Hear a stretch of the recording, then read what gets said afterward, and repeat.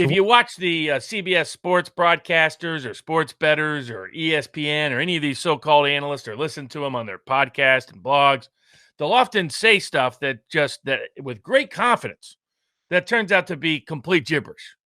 As an example, they'll say, oh, teams with a great defense really do well in the NCAA tourney. In fact, it's just the opposite.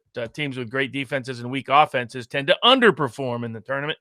It's offense that travels in college basketball tournaments, particularly the March Madness, not defense.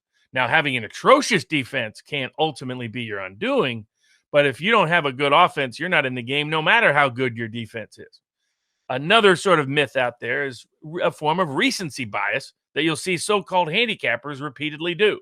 So-and-so has been playing great in the last 7 games, last 10 games, last 5 games, or particularly teams that make a run in their conference tournament. You're hearing a lot of hype around Oregon State, a lot of hype around Georgetown. Neither of these teams is a good team.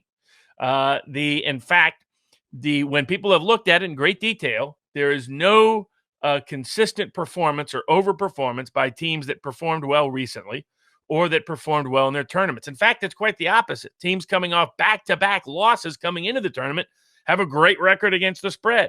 Teams that have longer time off than teams that have less time off have a better record against the spread.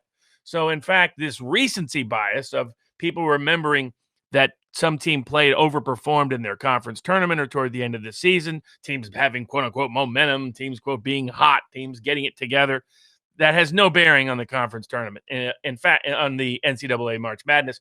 And in fact, on the tourney, often what has been the most significant has been early season performance, particularly when we had preseason outside of conference tournaments, many of which did not occur this COVID season.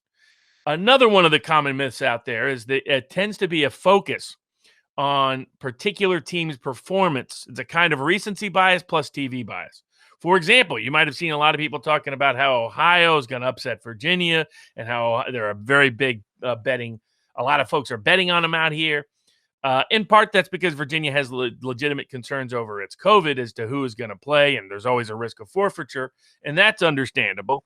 But separate from that, you'll see commentary like Ohio just ran over everybody in the MAC conference.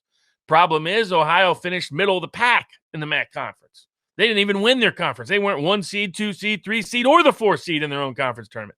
They played well at the end of the year, but that was after starting off with a losing record in conference.